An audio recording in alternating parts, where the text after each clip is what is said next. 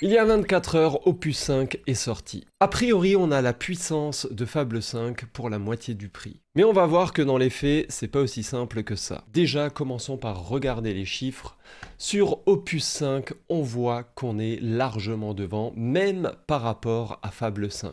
Au niveau de l'agentique terminal coding, on a Opus 5 qui double littéralement Opus 4.8. Et ici, on est sur le plus gros écart générationnel du tableau. Sur le travail de connaissance, cette fois-ci, alors là, ce n'est pas des pourcentages, c'est plutôt des scores. Là, il faut plutôt penser Elo comme aux échecs. Et à ce niveau-là, on a aussi une très belle progression. Maintenant, ce qui est intéressant, c'est au niveau de la résolution de problèmes inédits.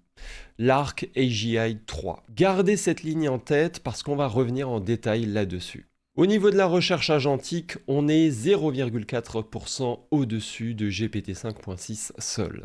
Et bien entendu, on est au-dessus de Opus 4.8.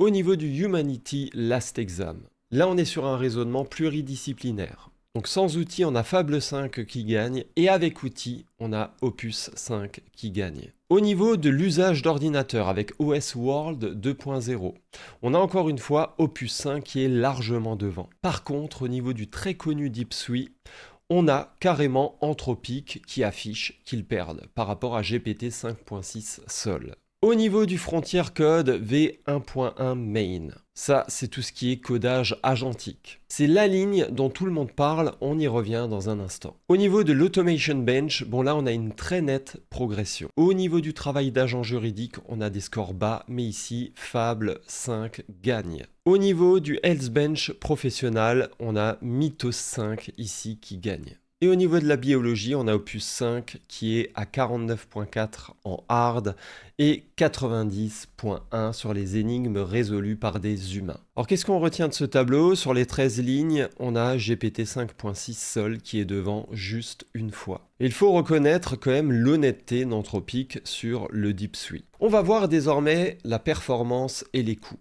Et je pense que cet objet graphique est bien plus intéressant que le tableau. Là, on a 3 onglets. Et à chaque fois, le même type de courbe. On a le score en ordonnée, et ensuite le coût par tâche en abscisse. Et le tout en échelle logarithmique. Alors ça, c'est pas un graphique de puissance, c'est plutôt un graphique de rendement. Et chaque point sur la courbe, c'est un niveau d'effort. Donc ici, on aura low, medium, high, XI, max. Donc chaque modèle sera plutôt ici une trajectoire et pas une barre. Et ce qu'on voit ici sur Frontier Bench, c'est que la courbe rouge d'Opus 5 est au-dessus et à gauche de la jaune de Fable 5 sur toute sa longueur. Au-dessus, c'est égal à meilleur score. À gauche, c'est égal moins cher. Si on est plutôt vers la gauche, comme on peut le voir, au niveau de l'axe des abscisses, ça veut dire que c'est moins cher. Et là, on voit très bien qu'on monte jusqu'à 43-44% autour de 12-15 $ par tentative. Là où Fable plafonne vers 33-34% pour 20 à 30 $.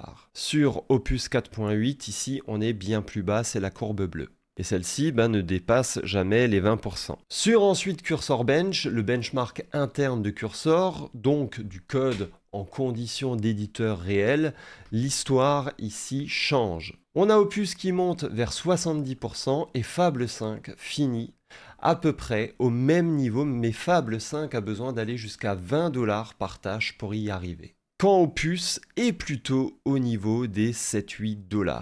Et ça, c'est exactement l'affirmation d'Anthropic. À Effort Max, il est à 0,5% du meilleur score de Fable pour la moitié du coût. Au niveau du Coding Agent Index, c'est, je dirais, le plus honnête des trois parce que c'est celui d'un tiers, Artificial Analysis. Et sur celui-là, regardez, la courbe grise de GPT 5.6 Sol ici est collée à celle d'Opus 5. Et sur presque toute la plage. Opus 5 finit très légèrement devant en pointe, autour de 66-67. Mais en soi, il n'y a pas de domination. Donc en fait, on a Opus 5 qui déplace la frontière du rapport qualité-prix. Il ne déplace pas la frontière de l'intelligence brute. Et ça correspond à ce que Anthropic annonce. Et juste en dessous, Anthropic met 3 puces en avant. Et le choix des 3 est assez révélateur. On a la première puce, Arc AGI 3. Ils disent que le score de puce 5 est 3 fois celui du deuxième. Au niveau de la puce 2, Zapier Automation Bench. On a un taux de réussite environ 1,5 fois le deuxième à coût égal. Et c'est cette phrase qu'il faut retenir. Même à son réglage d'effort le plus bas, Opus 5 passe plus de tâches que n'importe quel autre modèle. Puce 3 OS World 2.0. Il dépasse le meilleur résultat de Fable pour un peu plus d'un tiers du coût. Or maintenant, il faut comprendre ce qu'est réellement Arc AGI 3. Parce que je pense que c'est vraiment le test le plus intéressant du lot. Arc AGI version 1 et 2, c'était des puzzles statiques. La version 3, sortie début 2026, change de format. C'est le premier benchmark de raisonnement interactif de la série. Et on place l'agent dans des centaines d'environnements en tour par tour façon jeu vidéo, dessinés à la main par des game designers. Et le cœur du truc, aucune instruction, aucune règle énoncée, aucun objectif donné. L'agent observe, agit, regarde ce qui se passe, recommence. En fait, il doit découvrir seul comment le monde fonctionne, comprendre à quoi ressemble gagner.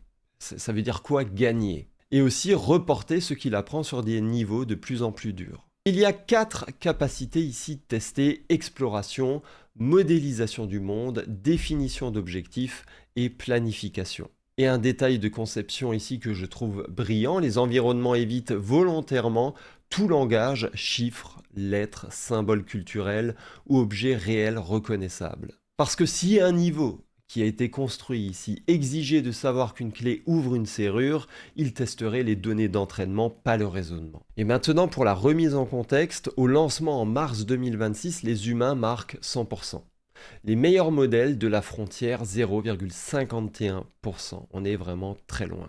Et au niveau du tableau d'aujourd'hui, on avait Opus 4.8 à 1,5%, mais on a Opus 5 à 30,2%. Et ce score à 30%, il a coûté environ 20 000 $ de calcul à obtenir. Comment on le sait? On le voit très bien ici dans le graphique un peu plus bas. Mais il faut absolument prendre le coût ici de 20 000 $ en compte. Parce que si quelqu'un dit Opus 5 a fait 30% sur Arc AGI 3 sans mentionner le coût, il y a un manque de cohérence. Alors certes, il faut lire les tableaux, mais il faut aussi lire ici les graphiques. Au niveau des sciences, on a Opus 5 qui bat Opus 4.8 sur toutes les évaluations internes de sciences de la vie.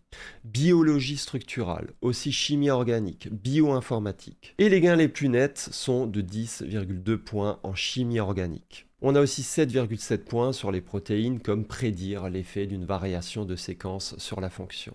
Et ça fait combiner à la ligne Bio Mystery Bench du tableau, ça fait d'Opus 5 leur modèle généralement disponible le plus capable pour la recherche scientifique. Alors le généralement disponible ici est important, puisque Mythos 5 reste devant, mais il n'est pas public. Et on a Anthropic qui termine ici par des démonstrations assez intéressante. Ensuite, on a une section assez intéressante parce qu'elle parle plutôt de comportement que de chiffres. Déjà, on a une petite anecdote. Sur une tâche Frontier Bench, on donne à Opus 5 le dessin d'une pièce mécanique et on lui demande d'écrire le code pour la reconstruire en 3D dans FreeCAD. Sauf que, volontairement, on ne lui donne aucun moyen de regarder le dessin. Et sa réaction, il écrit son propre pipeline de vision par ordinateur pour extraire la géométrie depuis les pixels bruts, puis reconstruire la pièce complète. Et il y arrive de façon répétée. Aucun modèle concurrent dans le même dispositif n'y arrive en 5 tentatives.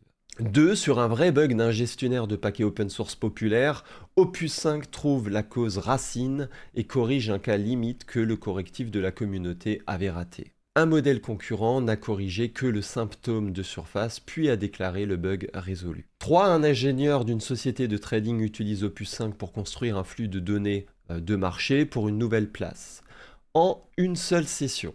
Les modèles précédents n'y arrivaient tout simplement pas du tout, même avec des plans détaillés fournis par l'ingénieur. Et ne trouvant aucun flux en direct pour se valider, Opus 5 a construit son propre banc de tests pour vérifier qu'il parsait correctement les données. Et là, c'est intéressant de voir le fil rouge de ce gros paragraphe. À chaque fois, le modèle vient se fabriquer l'outil qui lui manque. Ensuite, parlons alignement et sécurité. Et là, le graphique est simple à lire. Alors attention, le meilleur score, c'est le plus bas, cette fois-ci. Et Opus 5 est nettement en dessous de tous les autres. Anthropic annonce la meilleure adhérence à la constitution de Claude, les taux de comportement trompeur les plus bas et la plus faible susceptibilité à être manipulé vers un usage détourné. Et ils ajoutent aussi que c'est le modèle le plus sûr pour éviter les actions imprudentes aux effets difficilement réversibles. Alors ce qu'il faut aussi voir, c'est que les barres ont des barres d'erreur, ça c'est important de le préciser, et je crois bien que c'est le seul graphique de la page qui en a. Ça veut dire qu'ils ont fait tourner l'audit plusieurs fois, ça c'est de la rigueur et ça mérite d'être noté. Parlons ensuite sécurité, OSFuzz et garde-fou. Là, le graphique OSFuzz est à mon avis le plus important de toute la page et il n'y a pas suffisamment de monde qui en parle. OSFuzz, c'est une évaluation maison d'Anthropic qui mesure deux choses distinctes, la capacité à trouver des vulnérabilités et la capacité à les exploiter. Donc on voit ici qu'Opus 5 est à peine en dessous de Mythos 5. Et au niveau de la réussite des exploitations, bon là Opus est à 4 et Mythos est à 13. Opus 4.8 est à 0 et Opus 5, comme dit, est à 4. Et ça c'est toute la politique de la sécurité d'Anthropic dans un seul graphique. Ils ont un modèle qui trouve les failles quasi aussi bien que leur modèle le plus dangereux, mais qui ne sait presque pas les transformer en armes. Et Anthropic dit explicitement que c'est intentionnel. Ils ont volontairement évité d'entraîner Opus 5 sur les tâches de cybersécurité. Cependant, le modèle a progressé quand même simplement parce qu'il est devenu plus capable en général. Donc en gros, trouver oui, mais exploiter non. Bon, concrètement, ça donne quoi? Alors ça fait un peu écho à tout ce qui est Kimi, on le voit un peu en ce moment ici. Donc les gens reprochent un peu à Anthropic d'avoir des garde-fous trop élevés, et je le reproche aussi d'ailleurs. Mais ce qu'il faut retenir, c'est que les classifieurs cyber d'Opus 5 autorisent la recherche de vulnérabilité dans du code source, mais bloquent le scan de vulnérabilité sur binaire. Une méthode qui est d'ailleurs plus souvent associée aux acteurs malveillants. Cependant, Anthropic annonce que ces classifieurs se déclenchent environ 85% moins souvent que sur Fable 5. Et les requêtes bloquées retombent sur Opus 4.8 par défaut. Ok, on est plutôt sur la fin de page et désormais l'aspect un peu pratique. On est sur 5 $ par million de jetons d'entrée et 25 $ par million de jetons de sortie. C'est exactement le tarif d'Opus 4.8, on n'a pas d'augmentation. Et pour rappel, sur Fable, on est à 10 $ par million de jetons d'entrée et 50 $ par million de jetons de sortie. Il est également proposé en mode rapide où il fonctionne environ 2,5 fois plus vite que la vitesse par défaut. Mais forcément, on paye plus cher. Sans transition, que pensent les utilisateurs d'Opus 5? Alors selon un post qui a vraiment très bien marché hier, on a le verdict, littéralement le meilleur pour les tâches à long terme. Son utilisation à faible effort est extrêmement rentable et donne des résultats étonnants. Utiliser le Sonnet 5 à effort élevé est pire qu'utiliser l'Opus 5 à effort faible. Il offre des performances proches de celles de Fable 5, mais le plus appréciable est que les barrières de sécurité sont moins strictes, et ce qui rentre en corrélation avec ce qu'on avait dit juste avant, avec le coût des 85%, le chiffre qu'on avait vu juste avant. Et puis, ça c'est sans doute un des meilleurs tests que j'ai vu passer. On a un utilisateur qui prend un simulateur 2D, des voitures qui suivent, on peut le voir ici. Alors, je vais le lancer, on a des voitures qui suivent des trajets, mais ces voitures ont une contrainte de carburant. Et il demande ensuite de transformer ça en quelque chose de 3D. Il demande à Fable 5, mais il demande aussi à Opus 5. Donc on a Fable 5 qui sort une version 3D où on voit encore les voitures, les trajets et le fonctionnement. Alors qu'Opus 5 sort une ville avec gratte-ciel, éclairage, ambiance de nuit, objectivement plus beau. Sauf qu'on ne voit plus ici les voitures, c'est un peu gênant. Et ça me fait penser au point qu'on avait vu sur l'autonomie remarquable d'Opus 5. Mais cependant, bon, on voit que Fable 5 avait compris la mission, mais on voit quand même que Opus 5, c'est en fait, alors là on voit quand même une petite voiture, mais on a Opus 5 qui s'est complètement laissé distraire. Et Opus 5, au final, a perdu le fil. Alors certes, on a Opus 5 qui a rajouté des gratte-ciel, c'est plus beau, mais l'intérêt principal ici de ce qu'il fallait faire a été perdu. Il y a aussi d'autres utilisateurs qui se sont plaints puisque cette fois-ci Anthropic n'a pas remis les compteurs à zéro. Donc on a quand même un modèle qui sort en fin de semaine, la plupart des gens ont brûlé leur quota hebdomadaire et ne peuvent pas vraiment tester Opus 5. Donc il y a pas mal de gens qui sont pas très contents de payer 200 $ par mois et d'avoir déjà atteint les limites, et en plus le nouveau modèle sort en fin de semaine et les limites sont déjà franchies. On a une deuxième plainte que je vois assez souvent, c'est tout ce qui est verbosité. Ça s'est confirmé en plus par la documentation, et je trouve assez remarquable qu'Anthropic l'écrive. Les réponses par défaut sont plus longues que celles des opus précédents. Les fichiers écrits sur disque aussi, et il narre de narration davantage ce qu'il fait. Et c'est assez drôle parce qu'on a des commentaires qui disent qu'on a donné une machine à écrire à un maniaque payé au mot. Voilà, on a aussi d'autres gens qui commencent à détecter des tics de langage un peu bizarres sur ce modèle. Et aussi, on a plusieurs utilisateurs qui ne voient plus les traces de raisonnement. Ils voient plus vraiment le raisonnement, ils voient juste un résumé très court sur une ligne. Et ça embête certaines personnes puisque c'est un peu de la perte d'outils de debug. Et forcément, pour le sujet le plus clivant, on a ici un post qui s'appelle Opus 5, déception immédiate. On a un ingénieur réseau qui a lancé un test sur son propre réseau, un audit de sécurité, et 20 minutes plus tard, il trouve quelque chose de significatif, et les garde-fous bloquent le message. Il conclut donc qu'il n'a plus de cas d'usage chez Anthropic. Donc je pense qu'il est un peu embêté et un peu saoulé. Mais il suffit de voir l'annonce d'Anthropic. En effet, pour trouver les choses, ce modèle est vraiment cool. Pour les exploiter, non, c'est pas fait pour. Et forcément, on a plusieurs utilisateurs qui disent basculer vers des modèles à poids ouvert. Et forcément, il y a pas mal d'utilisateurs qui se demandent mais quel est l'intérêt désormais de Fable qui nous avait été vendu comme un modèle absolument extraordinaire il y a 2-3 semaines. Si Opus 5 est meilleur et moins cher, quel est l'intérêt de Fable? Et pourquoi on est allé sur du drama du type Fable 5, c'est la fin du monde parce que c'est tellement intelligent, etc.